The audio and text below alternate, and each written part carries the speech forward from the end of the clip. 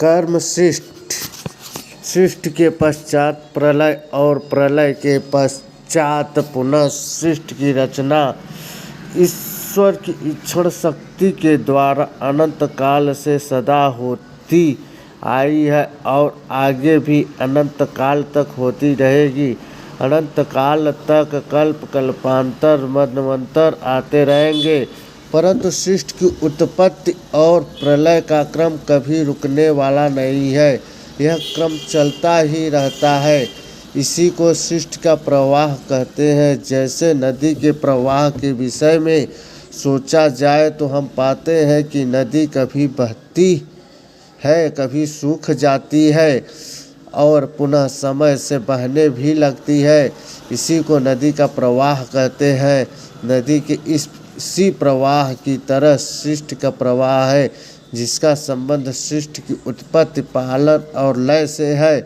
परम आराध्य स्वामी सदाफल देव जी महाराज ने संकट मोचन पुस्तक में सृष्टि की इसी प्रवाह के संबंध में लिखा है। अमित बार जग रचना होई, अमित सृष्टि पर लय भय सोई। अमित कल्प कल्पांतर आवे, मन्वंतर बहु आए जनावे। सृष्टि की उत्पत्ति पालन और लय ईश्वर के कृत्य शक्ति के अंतर्गत आता है। ऐसा मनुष्य नहीं कर सकता है, क्योंकि मनुष्य के कर्तव्य शक्ति के बाहर का यह कार्य है। मनुष्य सृष्टि का निर्माण नहीं कर सकता है, परंतु सृष्टि में भिन्न भिन्न प्रकार के भौतिक वस्तुओं का निर्माण अपने बौद्धिक बल के द्वारा मनुष्य करता रहता है। इसलिए स्वामी जी ने सर्ववेद में कहा कि मनुष्य की कर्तव्य शक्ति के अंतर्गत जो कार्य संभव नहीं है उसको ईश्वर करता है। चूँकि सृष्टि निर्माण मनुष्य की शक्ति के बाहर का कार्य है, इसलिए सृष्टि निर्माण ईश्वर का कार्य है। मानव शक्ति के बाहर जगत काम कोई नाय, बाहर है सो पुरुष का सर्वशक्ति जहि माही। इसलिए ऐसा कहना यथोचित है कि ईश्वर के अंदर ही सृष्टि कर्तव्य की शक्ति है। ईश्वर इस सृष्टि को जीवों के कल्याण के लिए उपस्थित करता है। इस सृष्टि में जीवों का जन्म देने में ईश्वर के द्वारा कोई पक्षपात नहीं होता है। पक्षपात नहीं होने का एकमात्र कारण है कि जीवों का जन्म उनके कर्मों के आधार पर होता है। यदि कर्मों का आधार नहीं होता तो माना जा सकता है कि जीवों के जन्म में ईश्वर के द्वारा पक्षपात हो सकता है, परंतु ऐसा कदाप नहीं है, क्योंकि सर्ववेद के दोहे में इसका समर्थन करते हुए हैं। दुख सुख जागो कर्म से, कर्म सब और रंक।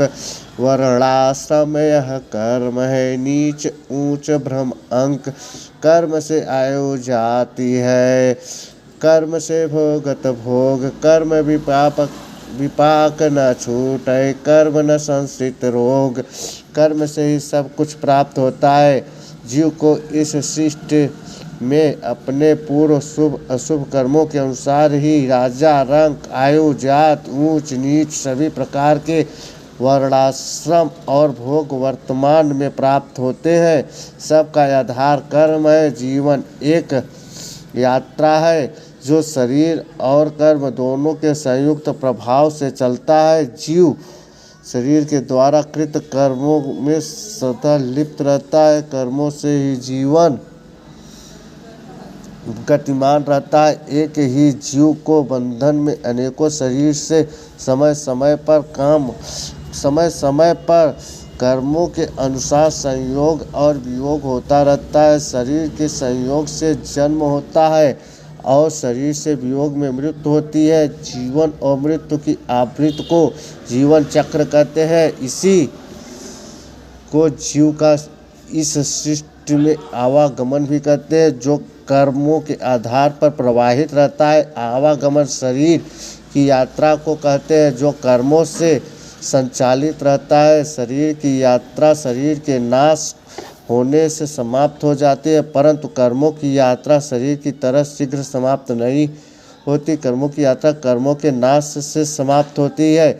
और कर्मों का नाश कर्म फलों के भोग से होता है, क्योंकि प्रत्येक कर्म फलदायी होता है। एक ही शरीर से जीवन के क्रम में अनेकों प्रकार के कर्म होते हैं और सभी कर्मों के फल अलग अलग हैं, इसलिए सभी कर्मों की यात्रा भी अलग अलग है।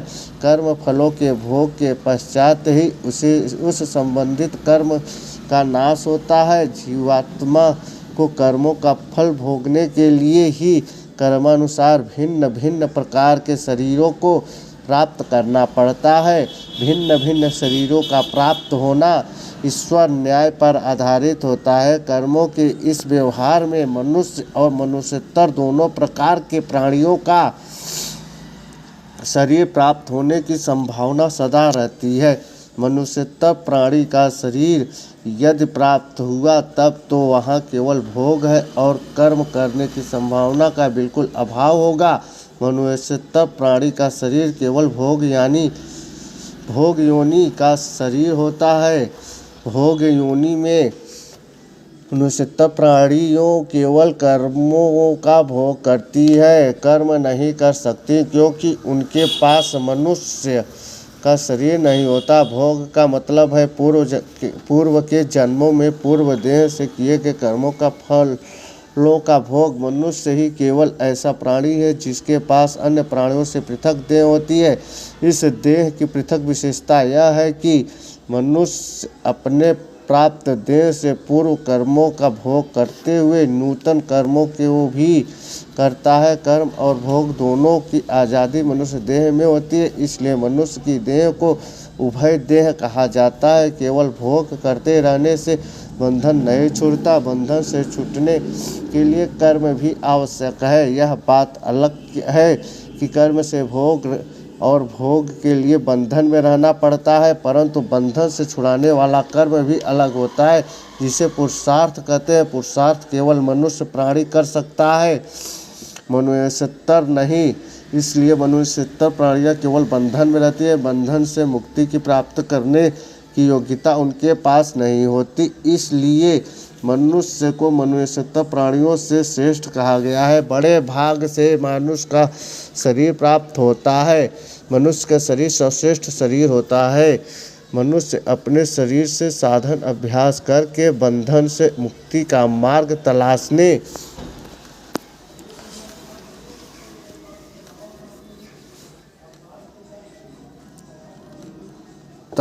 में सक्षम है।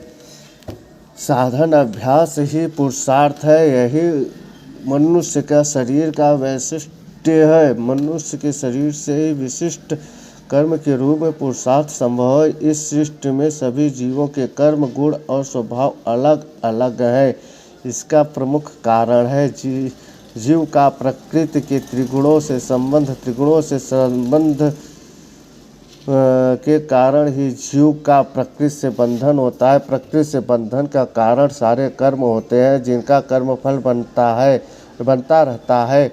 कर्म फल भोग के लिए होता है, जिसे प्रारब्ध कहते हैं। प्रारब्ध शरीर से भोग कर समाप्त करना होता है। प्रारब्ध अपने आप में कर्म का ही एक प्रकार है, जो परिस्थिति जन्य होता है। कर्म तो एक ही होता है, जो एक बार में समय और संदर्भ से कर्म को करता जीव के द्वारा संपन्न होता है, परंतु प्रक्रांतर से परिस्थितियों की विभिन्नता पाकर एक ही कर्म के तीन स्वरूप बन जाते हैं, क्रियमाण, संचित और प्रारब्ध, जिसे तीन प्रकार का कर्म कहते हैं। कर्मों का संपादन जीव के द्वारा शरीर में अवस्थित इंद्रिय, अंतःकरण आदि के सहयोग से होता है। तीनों प्रकार के कर्मों के संबंध इस संसार में कर्म के कर्ता जीव के साथ है, जो कर्म वर्तमान में प्राप्त शरीर से कारण और अकारण वश जीव के द्वारा उसके कर्तव्य स्वभाव के कारण स्वभावतः होता रहता है, वही क्रियमाण है। क्रियमाण कर्म का फल सामान्यतः जीव के वर्तमान शरीर से वर्तमान जीवन में ही भोगने के लिए प्राप्त होता रहता है।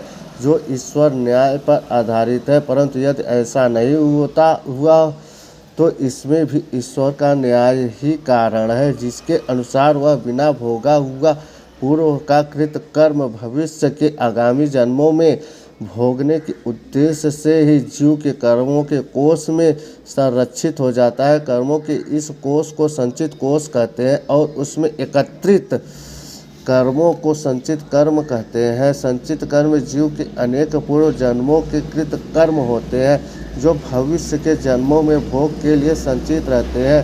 जीव के कर्मों का यह संचित कोष अत्यंत विशाल कर्म कोष होता है। इन्हीं संचित कर्मों के कोष से अंश मात्र के रूप में कुछ संचित कर्म ईश्वर न्याय के अनुसार आगामी जन्मों के नूतन शरीरों के द्वारा भोगने के लिए जीव को समय अनुसार प्राप्त होता है। उसे ही जीव का प्रारब्ध कर्म कहते हैं। प्रारब्ध कर्म भोगने के लिए प्राप्त होने वाला कर्म है, जो जीव के पूर्ण जन्म में उसके नूतन देह को प्राप्त होता है। इस प्रकार जो प्राप्त हुआ वही प्रारब्ध है। पूर्व जन्म में शरीर प्राप्त होने के पहले से ही ईश्वरीय न्यायिक व्यवस्था के अनुकूल प्रारब्ध तैयार रहता है। प्रारब्ध के अनुसार ही जीव को पुनर्जन्म में शरीर मिलता है। ऐसा कहा जा सकता है कि प्रारब्ध और शरीर के संयोग एक ऐसा खेल है जिसमें खेल प्रारंभ होने के पहले से ही खेल का परिणाम तैयार यानी मालूम रहता है। इस खेल का निर्णायक ईश्वर है, जो कर्म फल भोग के निमित्त न्याय करता है। इसलिए ईश्वर को इस कर्म सृष्टि में कर्मों का न्याय करता अर्थात न्यायाधीश कहते हैं। दूसरे शब्दों में ईश्वर की कर्माध्यक्ष या कर्मों का अधिष्ठाता है। जीवात्मा तो अपने स्वभाव वश कर्मों को करने वाला करता है। इस प्रकार हम देखते हैं कि क्रियमाण से ही संचित और प्रारब्ध दोनों प्रकार के कर्मों का प्रादुर्भाव होता है। क्रियमाण कर्म का भोग यदि नहीं हुआ तो वह संचित बन गया और संचित भोगने के लिए जब आवंटित हो गया तो वही प्रारब्ध बन गया। इस प्रकार कर्म की यात्रा क्रियमाण से प्रारंभ होकर संचित पर पड़ाव लेते हुए प्रारब्ध पर जाकर समाप्त हो जाती है। इस कर्म की यात्रा में कर्मकर्ता का अनुगमन करता रहता है। कर्मों का यही ईश्वरीय योजना है, जो इस कर्म सृष्टि में जीवों की प्राप्ति उनके शुभ अशुभ कर्मों की परिधि में गतिमान रहती है। एक बार यदि कर्म हो गया तो उसका फल निश्चित हो जाता है। जीवों को कर्मों का फल प्रदान करने के लिए ही ईश्वर इस कर्म सृष्टि की रचना करता है, ताकि जीव शरीर से उस कर्म फल को इस सृष्टि में भोग कर समाप्त कर दे। यह सृष्टि जीवों का भौतिक स्थान है, जहाँ प्रारब्ध और पुरुषार्थ दोनों प्रकार के कर्मों के लिए अवसर है। प्रारब्ध से बड़ा होता है पुरुषार्थ। प्रारब्ध वह कर्मफल है जिसे भोग लेने पर जीव उस संबंधित कर्म से मुक्ति पा लेता है, जबकि कर्म फलों को भोगते हुए साथ में पुरुषार्थ करके मनुष्य सभी तरह के बंधनों से मुक्त हो सकता है। प्रारब्ध अनिवार्यता है, जबकि पुरुषार्थ एक सुंदर विकल्प है। पुरुषार्थ की श्रेणी में ही योग का स्थान है। पुरुषार्थ उत्कृष्ट कोटि का विशेष कर्म है। यह आत्मा के उत्थान और विकास के लिए होता है। इस कर्म सृष्टि में कर्मों का संपादन, संचय और भोग इस सभी क्रमानुसार एक दूसरे से जुड़े हुए हैं। सभी मिलकर कर्म की ऐसी दृढ़ बेड़ी बनाते हैं जिससे छूटना बंधन से छूटने के लिए अति आवश्यक है। कर्म की बेड़ी कर्म का महान बंधन है। इसी कर्म के बंधन के कारण जन्म और मृत्यु है। जीवन बांधन के लिए कर्म बेड़ी दृढ़ जान, कर्म कोट में जीव घिरा बंधन कर्म महान। इसी सृष्टि का निर्माण कर्मों का कारण है। कर्मों से वंचित रहना असंभव है, इसलिए जीव को कर्म करते हुए कर्म के बंधन से छुटकारा होता है। इसी के लिए पुरुषार्थ का विधान है। केवल भोग के लिए विभिन्न योनियों में भ्रमण करते रहने से जीव कदापि बंधन से नहीं छूट सकता। बंधन से छूटने के लिए बंधन से छुड़ाने वाला कर्म आवश्यक है। ऐसा कर्म वाला कर्म, ऐसा कर्म केवल मनुष्य ही कर सकता है। कर्म के बंधन से मुक्त कराने वाले कर्म को ही विकर्म कहते हैं। विकर्म पुरुषार्थ की ही श्रेणी में आता है। इस संबंध में स्वामी जी सदाफल देव जी महाराज ने सर्ववेद में कहते हैं, कर्म छुटे जहि कर्म से सो विकर्म शुभ कर्म। विकर्म शुभ कर्म होते हैं कर्म होते हुए विशेष उत्कृष्ट कोटि का कर्म है, जो मनुष्य के अपवर्ग के लिए योग्य बनाता है। सद्गुरु सेवा साधन सत्संग तथा सद्गुरु शरणागति जैसे पुरुषार्थ विकर्म ही है, जो जीव को कर्म के बंधन से छूटने की योग्यता प्रदान करता है। तदनंतर विकर्म करते हुए अकर्म की स्थिति प्राप्त होती है। अकर्म योगाभ्यास की उच्च स्थिति में होता है, जिसकी प्राप्ति होने से कर्मों के फलों का भोगना नहीं होता। इस अकर्म की स्थिति में कर्म नहीं करने जैसी स्थिति होती है। स्वामी जी सर्ववेद में इस स्थिति का वर्णन करते हुए, कर्म करे फिर नहीं करे, कर्म भोग नहीं मान। इसका एकमात्र कारण है कि अकर्म की स्थिति में कर्ता कर्मों से असंग यानी अलिप्त रहता है। अकर्म की स्थिति प्राप्त करने वाले पुरुष को जीवन मुक्त योगी कहते हैं। कर्मों की गुणवत्ता भी कर्म है और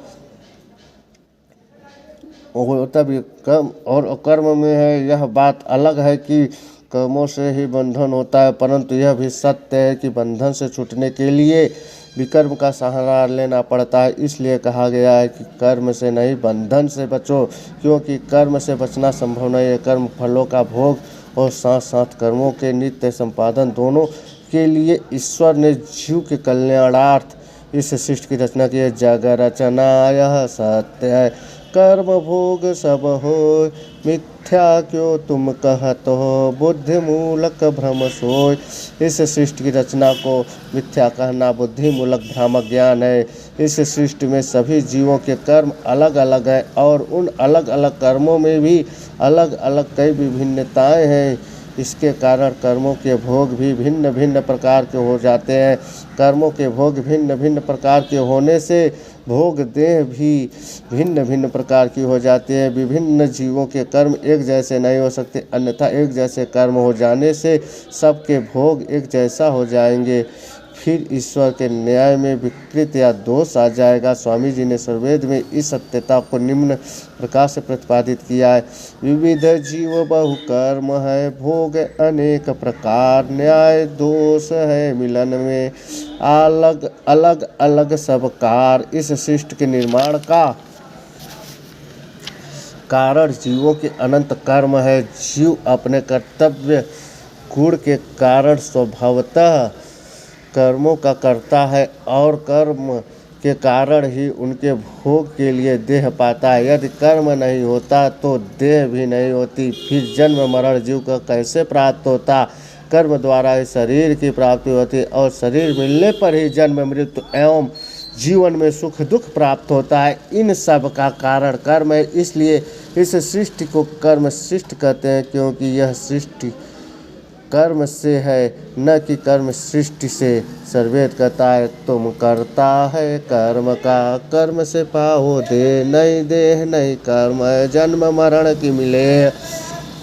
सृष्टि के प्रारंभ काल में समस्त जीव अपने कर्मों के अनुसार ही शरीर धारण करते हैं। इस सृष्टि के विचित्र होने का कारण कर्म है और कर्म के कारण ही ईश्वर सृष्टि का निर्माण करता है। सृष्टि काल जीव आवहीं, कर्म भेद तन पाए, जग विचित्र यह कर्म है, कर्म से सृष्टि उपाय। यह सृष्टि देखने में विचित्र लगती है। इसकी विचित्रता का कारण जीवों के विभिन्न कर्म, कर्म के अनुसार भोग और भोग के अनुसार विभिन्न देह है। अगर जीवों के भिन्न भिन्न कर्म नहीं होते तो अवश्य ही यह सृष्टि विचित्र नहीं होती।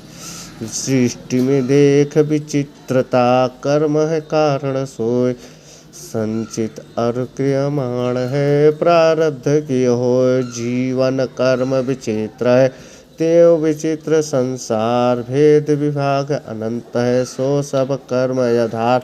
कर्मों में विचित्रता इसलिए है क्योंकि कर्मों का साम्राज्य अत्यंत विस्तृत है और उनके विस्तृत क्षेत्र में क्रियमाण संचित प्रारब्ध विकर्म और अकर्म जैसे कर्मों के स्वरूप है और प्रत्येक स्वरूप में अलग अलग विभिन्नता है, जिसके कारण सृष्टि विचित्र लगती है। कर्मों के भोग के लिए और भोग से निवृत्त पाने के लिए ही इस कर्म सृष्टि की रचना होती है। कर्म सृष्टि की व्यवस्था ईश्वर के आधार पर जीवों के कल्याणार्थ होती है। इस सृष्टि में जीवों का आगमन उनके कर्मों के कारण ही होता है। इस संदर्भ में साहेब की पंक्ति है, कर्म ही जीव ले आया, कर्म ही जीव ले जाए, कर्म के बांधे ई जगत, कर्म के कीच नहाय। परम आराध्य स्वामी जी ने सर्ववेद में कर्म के कारण सृष्टि की रचना का औचित्य बताते हुए अनेक स्थानों पर इसका वर्णन भी किया है, जिससे स्पष्ट होता है कि यह सृष्टि कर्म सृष्ट है। इस कर्म सृष्टि की रचना में ईश्वर की व्यवस्था में कुछ भी न्यूनता नहीं है। नाना प्रकार की तिर्यक योनियाँ, उनके विविध भोग स्थान, जीवों के कर्मों के मिलन, भिन्न भिन्न प्रकार, भिन्न भिन्न कर्मों का सुख दुख रूप में भिन्न भिन्न कर्म फल, सृष्टि में जीवों के परोपकार के असंख्य पदार्थ एवं संसाधन, सब कुछ मिलकर सृष्टि की रचना को विविध बना देते हैं। यही इस कर्म सृष्टि की विविधता है। त्रिजग योनि नाना बनी, विविध भोग स्थान, कर्म कर्म फल सृष्टि है, सुख दुख विविध विधान। प्रथमाचार्य श्री धर्मचंद देव जी महाराज अपने आध्यात्मिक आलेख में इस सृष्टि को कर्म सृष्टि बतलाते हुए लिखते हैं कि कर्म के अनुसार ही यह विश्व प्रपंच अवस्थित है। इस सृष्टि में दुख सुख जन्म मृत्यु संयोग वियोग सब कुछ कर्म के कारण है। जैसा कर्म होता है वैसा ही सब कुछ होता है। इस सृष्टि का रचनाकार ईश्वर सर्वज्ञ है, सर्वशक्तिमान है, शुद्ध बुद्ध मुक्त और अद्वितीय है। ईश्वर के जैसा इस सृष्टि में न कोई सजातीय तत्व है और न कोई विजातीय तत्व है। ईश्वर जैसा न्यायाधीश भी कोई नहीं है, जिसके न्याय में लेश मात्र भी न्यूनाधिक नहीं है। जिसका कर्म होता है वह अपने कर्म के फल को स्वयं सुख और दुख के रूप में सर्वथा भोगने के लिए इसी सृष्टि में जन्म लेकर आता है और कर्म फलों को भोगते हुए नित्य नए नए शुभ अशुभ कर्मों को करने में भी लिप्त रहता है। कर्म का फल उनका साथ कदापि नहीं छोड़ता और जन्म जन्मांतर एवं कल्प कल्पांतर तथा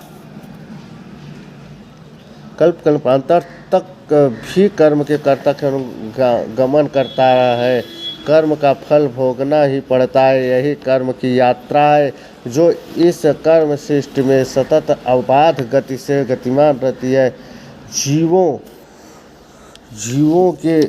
जीवों के शुभ कर्म और अशुभ कर्म दोनों परस्पर स्वतंत्र होते हैं। शुभ को अशुभ से और अशुभ को शुभ से उसके फल को निष्प्रभावी नहीं बनाया जा सकता है। यानी शुभ का फल शुभ रूप में और अशुभ का फल अशुभ रूप में फलदायी होने के कारण जीव को अपने किए कर्म के फल प्राप्त होता ही है। इस कर्म सृष्टि का अधिष्ठाता महान ईश्वर है, जिसने तीन गुणों के विस्तार से इस तिर्यक सृष्टि की रचना की। यह कर्म सृष्टि की तात्विक विवेचन है।